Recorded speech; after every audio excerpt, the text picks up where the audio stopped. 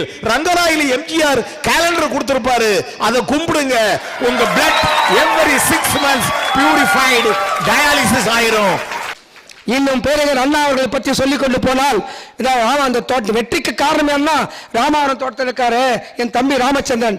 தம்பி ராமச்சந்திரா, நீ கொடுக்கும் லட்சம் பெருசல்ல, உன் முகத்தை காட்டினால் போதும் 30 லட்சம் வாக்குகள் வரும் என்று அன்னை பேரறிஞர் அண்ணாவை ஆட்சிக்கட்டில் அமர வைத்த பெருமை டாக்டர் புரட்சித் தலைவர் மக்கள் தலைவர் பொன்முடிசனுக்கு உண்டு.